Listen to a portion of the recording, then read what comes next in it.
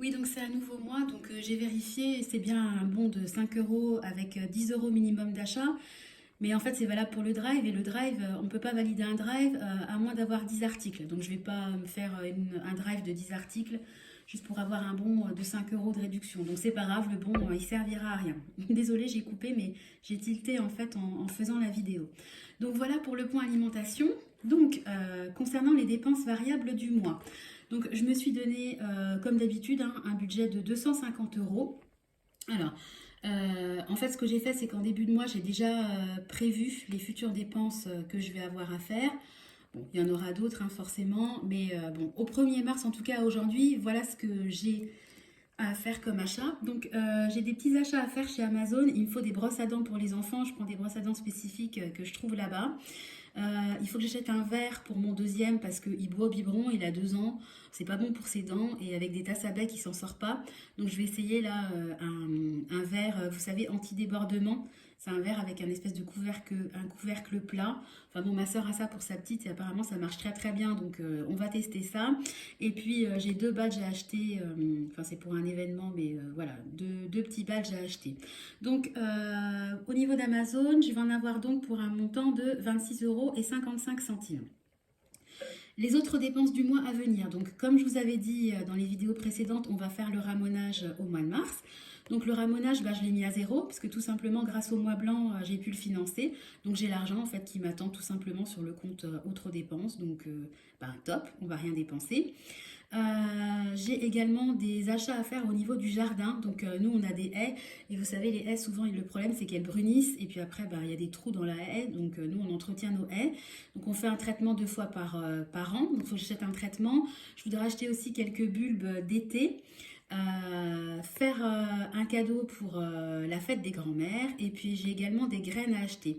Donc j'ai mis pareil tout ça, oh, je suis pas douée avec la caméra, avec un montant à zéro puisqu'en fait pour mon anniversaire j'ai eu un chèque cadeau de 100 euros, donc ça va me servir ben, acheter ce dont j'ai besoin. Alors, j'avais ajouté effectivement croquettes pour le chien, puisque c'est mon chéri qui gère le stock de croquettes et que bien évidemment, bah, il n'a pas vu que le stock baissait et qu'il m'a annoncé qu'il manquait des croquettes après que j'ai validé mon drive. Donc bah, là, en fait, en allant récupérer les courses au drive, il va acheter des croquettes. Mais comme j'avais géré mon budget alimentation et que j'avais pas envie de déduire les croquettes du chien que d'habitude j'intègre au budget alimentation, je vais les basculer sur le budget autres dépenses. Donc ça coûte pas excessivement cher, hein. On prend la marque magasin, ça se passe très bien. Mais bon, ça va passer sur ce budget-là alors que d'habitude c'est sur la ligne. Je vais avoir le coiffeur pour mon grand, donc là je pense que j'en aurai pour 15 euros maxi, je me souviens jamais du prix exactement. Et puis j'ai également l'anniversaire de mon beau-père qui va avoir lieu ce mois-ci, donc on est parti sur un budget de 60 euros. Je pense qu'on va lui faire des chèques cadeaux chez Leroy Merlin parce que ils vont changer de maison, donc on se dit que ça sera un cadeau utile. Donc voilà pour les dépenses qui sont entre guillemets prévues. C'est des dépenses variables, mais j'ai déjà fait la liste de ce qu'il me fallait pour le mois de mars. Après, on aura certainement une sortie, peut-être un petit cinéma, je sais pas, des manèges pour les enfants, voilà. En tout cas, ça, c'est des dépenses que je vais faire de manière sûre et certaine. Donc au final, pour l'instant, j'en ai pour oui, 86,55 €. Donc, ça me fait combien ça qui me reste 250 moins 86,55. Ouais, il me reste 163 euros pour le mois. Voilà. Alors, concernant mon fameux défi des 2 euros, vous savez, à chaque fois que je fais une dépense par carte, eh ben, je me verse un petit 2 euros sur un compte spécifique. Voilà, je vais cocher avec vous une case pour les courses de l'Intermarché. Les autres, Amazon, etc., pour l'instant, je ne les ai pas fait. Donc voilà, mon petit tracker des 2 euros avance. Et là, vous voyez, j'en suis à 86 euros aujourd'hui, au 1er mars. Donc, bah, top, parce que c'est vraiment une épargne qui passe de manière indolore, parce que vraiment, un petit virement de 2 euros, c'est quand même pas grand-chose. Et au final, je me rends compte que j'approche quand même de la fin du tracker qui s'élève à 100 euros. Donc après, j'effacerai et je recommencerai. Je suis super contente parce que, comme je vous dis, c'est un défi qui se fait de manière très facile. Donc, je vous encourage vraiment à faire ce défi-là si vous fonctionnez en virtuel, ou alors le défi des 5 euros de manière plus classique pour les gens qui fonctionnent en enveloppe réelle, avec de la monnaie trébuchante, on va dire. Voilà, au niveau de mes épargnes du mois.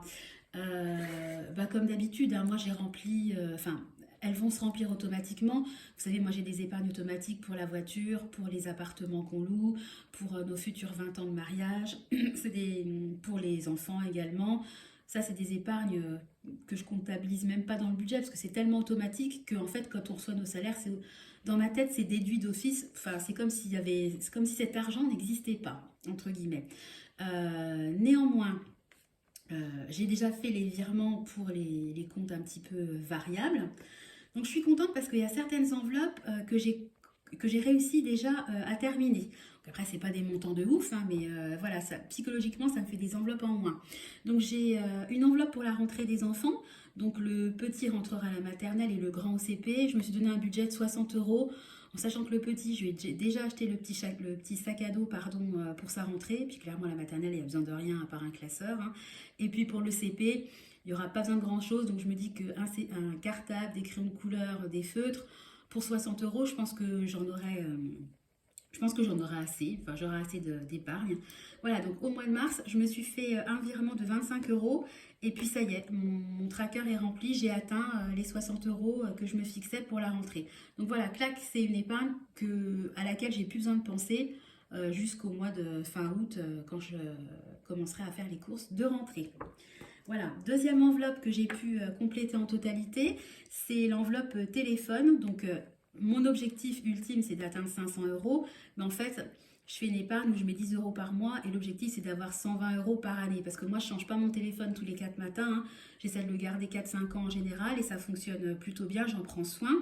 Donc, comme j'avais de l'argent, comme j'ai de l'argent à placer, ce mois-ci, je me suis fait un virement de 120 euros au niveau de mon épargne téléphone. Donc ça y est, ça c'est pareil, l'épargne téléphone, elle est bouclée pour l'année. Ça y est, on n'en parle plus. Donc super contente. Au niveau de la santé, vous savez que moi, je me suis fait un espèce de petit compte où ça me fait de l'argent pour avancer avant d'être remboursé les frais médicaux. Donc j'ai eu un remboursement que j'attendais qui est tombé. Donc en tout début de mois, j'ai versé 51 euros sur mon compte santé. Donc voilà, je suis à un petit peu plus de 100 euros. Mon objectif, c'est d'atteindre 240 euros. Pourquoi je sais pas. En fait, j'avais multiplié tout simplement par 20 euros les cases, enfin, ou je sais plus combien. Si j'atteins 300 euros ou si j'atteins 200 euros, c'est pas grave. L'essentiel, c'est vraiment de pouvoir payer des frais médicaux. En sachant que chez certains spécialistes, ça chiffre quand même assez vite. Donc, ouais, je pense que 240, 300 euros, c'est quand même pas mal. C'est sécurisant psychologiquement. Voilà, on sait qu'on a l'argent à avancer sans problème. Ensuite, je vous ai dit la dernière fois que nos vacances étaient annulées pour raison perso. C'est pas pour autant qu'on fera rien. Donc j'ai un petit tracker pour les sorties en famille. L'objectif c'est d'avoir 300 euros. Après c'est à la louche, hein. Si j'ai 400, ça sera aussi bien. Donc je me suis fait un petit virement de 50 euros. Donc là, vous voyez, j'avais 40 euros, plus 200, plus 50. Donc je suis vraiment je suis à 10 euros de mon objectif, hein. Donc voilà. Mais je pense que je remettrai encore un peu d'argent parce que sortie au parc, d'attractions, au zoo, etc. Ça chiffre vite avec les petits restos, les pique-niques. Donc, si je peux l'augmenter, je l'augmenterai. Mais en tout cas, je sais déjà que j'ai quasiment 300 euros. Vu qu'on envisage pendant les vacances de Pâques de se faire une sortie en famille, je sais que je pourrais la financer sans souci. Donc, ça, c'est cool. Ensuite, j'ai une épargne pour mon deuxième, puisqu'on va lui acheter un lit de grand. Donc, le budget c'est 300 euros. Je pense que je serais trop juste parce que je suis allée faire un tour sur Ikea et même en prenant des choses qui sont pas dans les budgets hauts, mine de rien, entre l'oreiller, les draps housses, les draps, la couette, le lit, le matelas, etc., ça chiffre quand même vite. Donc je pense que je vais plutôt monter à 350 euros. J'ai fait une simule avec un lit qui est bien et un matelas qui est bien. Je prends pas non plus le premier prix, hein. La literie c'est quand même important pour tout le monde, hein, pour les enfants aussi. Donc je me suis fait un virement de 70 euros. Donc voilà, on a un petit peu plus de 100 euros. Donc petit à petit, l'oiseau fait son nid. Je me suis fait également un compte épargne régule, vous savez, pour tout ce qui est gaz, électricité, impôts. Voilà, je pense que malheureusement, on va beaucoup être soumis aux régules dans les temps les temps à venir. Donc, j'ai reçu ma facture de régule justement au niveau d'Engie. Et pour le mois de mars, on aura à payer uniquement, je crois, 12 euros, enfin quelque chose de très faible par rapport au montant qu'on paye d'habitude. Donc ce que j'ai fait, c'est que je me suis fait un versement de je crois qu'on paye 171 euros d'habitude et ce mois-ci on aura juste à payer 12 euros. Donc je me suis versé 130 euros. J'ai fait un petit peu comme si on avait encore à payer une facture classique et je l'ai versé sur mon compte Régule. Voilà, mon objectif c'est d'atteindre les 1000 euros donc bah voilà, hein, on progresse. Je pense même que je l'augmenterai hein, parce que vu que l'année dernière j'ai eu une espèce de rappel alors qu'on avait tout à fait déclaré correctement nos revenus de 1700 euros au mois d'août à payer en 4 mois par les impôts. Je pense que mon budget de 1000 euros, je vais l'augmenter. Bon, enfin bon, je suis contente, ça progresse, c'est quand même super cool. Alors, je fais le défi des 52 semaines que j'avais pas trop fait ces derniers temps. Donc là, comme on est en début de mois et que je veux vraiment épargner, je le fais en début de mois. Donc ce mois-ci, j'ai versé 50 euros. Donc je l'ai j'ai rayé plutôt en violet les semaines que je suis censée avoir comblées. Voilà, donc je me suis fait un versement de 50 euros pour le défi des 52 semaines.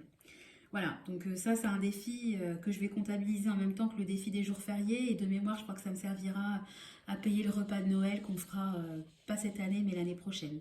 Voilà, moi j'anticipe tout, hein, je pense que c'est la clé pour s'en sortir au niveau de son budget aujourd'hui. Toujours pour Noël, j'ai fait ce mois-ci un versement d'un montant de 40 euros. Voilà, l'objectif c'est d'avoir 500 euros, ça sera pour les cadeaux. Vous voyez, on en est loin hein, là. J'ai versé 35 et 40, je suis à 75, mais bon, voilà, je ne l'avais pas coché depuis un petit bout de temps, donc je suis contente de l'avoir réattaqué.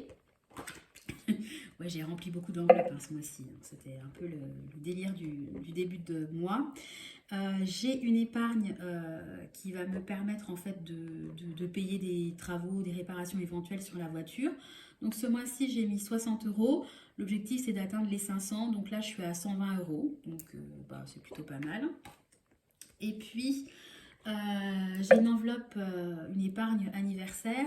Là, j'ai mis 80 euros, puisqu'en fait, il va y avoir fin juin et début juillet 3 anniversaires, plus un anniversaire en mai. Enfin, il y a beaucoup d'anniversaires qui vont s'enchaîner dans les mois qui viennent.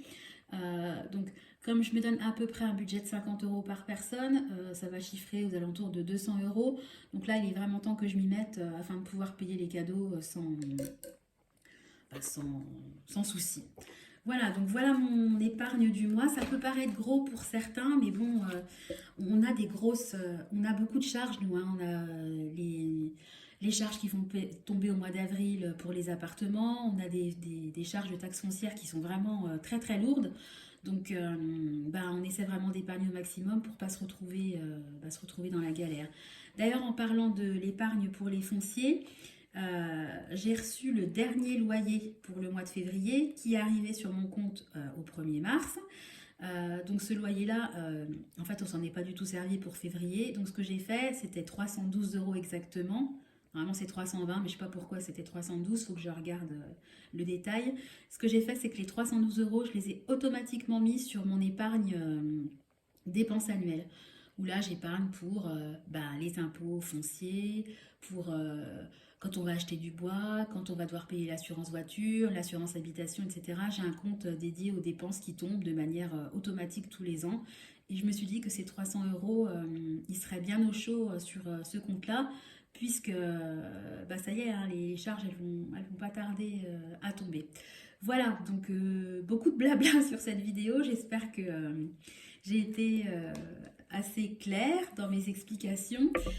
Juste un petit truc que j'ai vu, que j'ai trouvé sympa, que je voulais partager avec vous, c'est dans une vidéo de Louise Budget, parce que moi j'aime beaucoup suivre hein, les youtubeuses, c'est dur à dire, sur le sujet du budget. Et elle en a fait une en fait où elle parle de ses astuces au niveau des économies, donc des astuces pour économiser sur l'eau, le chauffage, les loisirs, etc. Et il y en a vraiment beaucoup que je connaissais déjà, mais il y en a une que j'ai trouvée vraiment pertinente. C'est concernant le chauffage. En fait, elle a carrément coupé le chauffage dans sa cuisine. Et en fait, je l'ai fait. Et je vois absolument aucune différence. Parce que c'est vrai que moi, comme je cuisine beaucoup, entre les plaques, le lave-vaisselle, vous savez, quand vous ouvrez la porte du lave-vaisselle et que il y a plein de vapeur qui sort, le four, etc., en fait, il fait toujours hyper chaud. Il fait toujours beaucoup plus chaud dans la cuisine que dans les autres pièces. Donc j'ai fait le test, j'ai éteint mon radiateur et franchement, je me demande en fait aujourd'hui pourquoi j'allumais mon radiateur dans la cuisine. Donc ça va pas me faire économiser 500 euros dans l'année, mais j'ai trouvé que c'était vraiment une astuce, une super astuce auquel honnêtement j'aurais jamais pensé et que je pense on devrait tous appliquer. Excusez-moi, pardon, je fais bouger la caméra. Qu'on devrait tous appliquer si on peut, évidemment, si on cuisine beaucoup, etc. Parce que l'idée n'est pas de se geler le matin dans sa cuisine quand on prend son petit déjeuner, hein. Mais j'ai trouvé cette astuce pas mal, donc je voulais la partager avec vous. Voilà, bah écoutez, j'espère que la vidéo vous a plu. Si c'est le cas, bah, n'hésitez pas à vous abonner ou à mettre un petit pouce en l'air.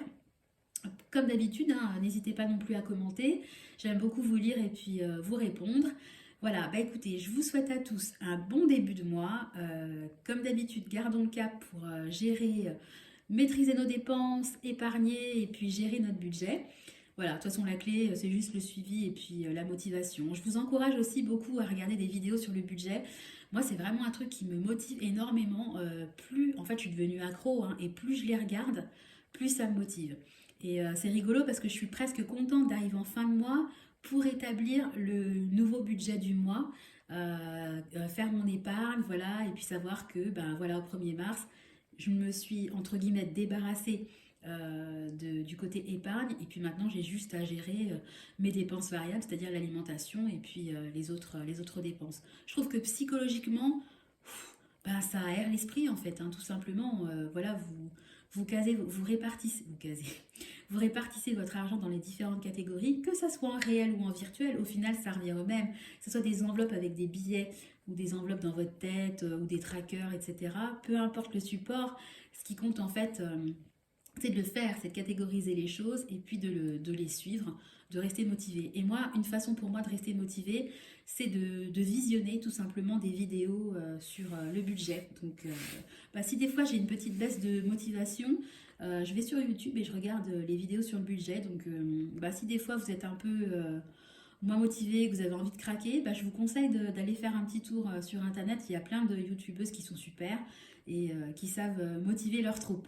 Voilà, bon bah écoutez, j'arrête ma vidéo parce qu'elle va être trop longue et puis après j'aurai plus de place sur mon téléphone. Je vous souhaite une bonne semaine à tous, je vous fais des gros bisous et puis bah, comme d'habitude je vous donne rendez-vous très prochainement dans une nouvelle vidéo. Bye bye!